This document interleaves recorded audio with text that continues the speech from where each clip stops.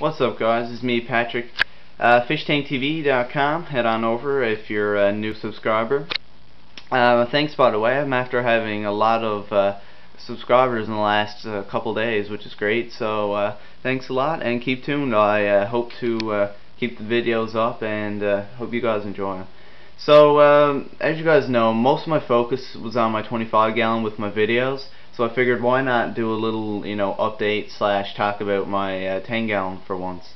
The reason why I haven't really been talking about it is because there's only a beta in there, and it was newly set up, so there wasn't really much excitement. But now I've been adding liquid ferts and CO2, and the plants are doing really well. So I'm pretty pleased with the way this tank has turned out. It's a nice little place for my betta fish to chill out. And so I figured, yeah, I'll do a little video. I saw that Rossi boy did a video about, he called them Siamese fighting fish. They're better known as bettas in North America. So, so tank sizes. When I got them, of course he was in a cup. So I had a little bowl at home, and so I put them in that for the time being. Until the next day that Walmart opened, and when Walmart opened, I bought this Tetra 1.5 gallon, and I put him in that. So he was in that for about a month or so, and then I picked up this 10 gallon. I think this is about the biggest tank that you should get for a betta. Any bigger than that, and I found they had too much room and they're just stressed. Now, I haven't tried this guy in anything bigger, but I have seen friends, and I have seen pet stores put them in big display tanks just to show that they are compatible with other fish. Okay, yeah, they are swimming around, but you can see sometimes on a betta, mine has a few now because of I need a water change, but they get stress spots on their gills, around their gill area, and on their fins, their scales, sorry.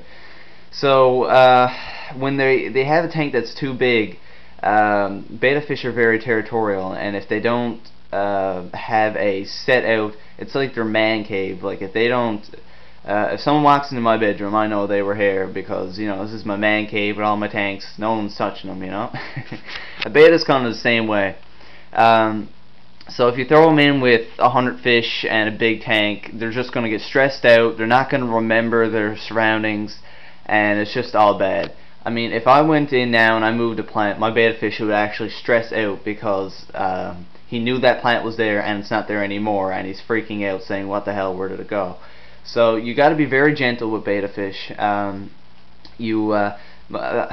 Pet stores sell them as like a bulletproof fish. Sorry, a little bit of a stutter going there. They sell them as a little bit of a bulletproof fish. Partly true, because they don't require a lot of oxygen, which is why they survive and thrive in small, compact areas. But they do thrive even more in a slightly larger aquarium, like a 10 gallon, like such. On the topic of them being with other fish, I've had this guy with neons, and I've had him with Daniels, and I've had him with shrimp. Neons he's fine with. He gets a little pissed off if they are swimming around, getting on his nerves. The Daniels were a disaster. They did a lot of fin nipping, and the shrimp he ate them all. So it's a hit and miss with bettas. I think if I was going to put anything in with my betta, it will be Corys, and I think I'm going to get a school of 5 Corys for this tank, just because it needs a bit of agitation on the bottom. The dirt collects there because there's no agitation, because this guy doesn't really swim near the bottom, and so I need something to mix up the bottom a bit. And on that note, filters. Bettas do not like a lot of current. As most people said, Rossi Boy noted that they like a wide and shallow tank because they originate from rice paddies. And in these rice paddies, obviously there isn't a lot of current. So their fins are long and flowy to help them swerve around plants. What happens if there's a lot of current? These fins get caught up in the current and they just swoosh around and do a full donut. And again, that stresses them out. So what I've done, I keep my flow rate quite, pretty low on this tank, and I also I keep the water up high to the filter so that the flow flows horizontally across the tank and not beating down on the tank.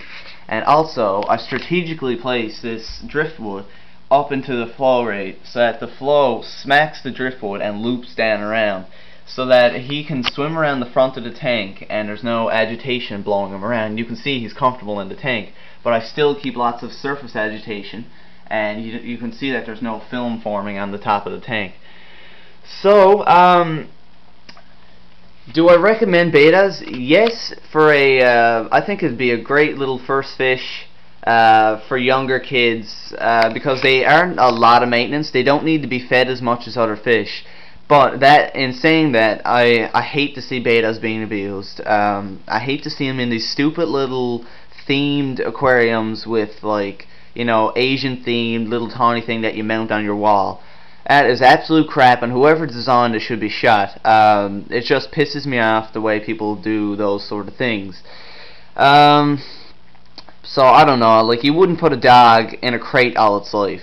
It's the same thing with a betta. I wouldn't put it in a little tawny half-gallon bowl, with depleted oxygen, just because the pet store workers say, oh yeah, you can put it in this, and they're just trying to make a sale. Like I said, I had them in these 1.5 gallon until I could find a 10 gallon for a decent price, and when I got this bad boy, I amped up the filtration on it, bought a better heater, and now he's happy. So I'll talk a little bit about the plants. I received a shipment the other day of Java fern, so I planted that in the front there, and I also received a shipment of Java moss. So I got a lot more Java moss than I anticipated. I got it off aquabid.com, Canadian aqua farm, if anyone is wondering. Great product. Shipping only took a few days. Took a little bit longer, but that's okay because it was right in the middle of the Easter weekend, so I forgive him for that. That's not his fault. Great product. Looks really nice and green, starting to take off already. So I just mounted it on my driftwood here, hoping that it might grow up the driftwood. So we'll see. I got some in my 25, but the lights are out there now, so I'll show you guys that later. Another thing, my Betta over here, that thing is growing really well, and like I said, I added CO2. It's just a 1 liter bottle. I need to do the mixture again, or I might switch to a 2 liter. The 1 liter isn't really lasting long. I'm only getting like a week and a half out of it, so yeah. Also, the growth on my chain swords. Look at that, man. That is sick. Some people are saying, what the hell, they look like crap. Yeah, I know, but you should have seen them when I bought them. There was no growth. They melted, and they just never grew back. So I left the roots in the substrate, hoping that they could, maybe one day they'll root up again, and they did, actually. So that's pretty sweet. So look at this guy here. It's growing out really well. So I'm hoping now they shoot out some runners and grow right across the front there. That'd be pretty cool.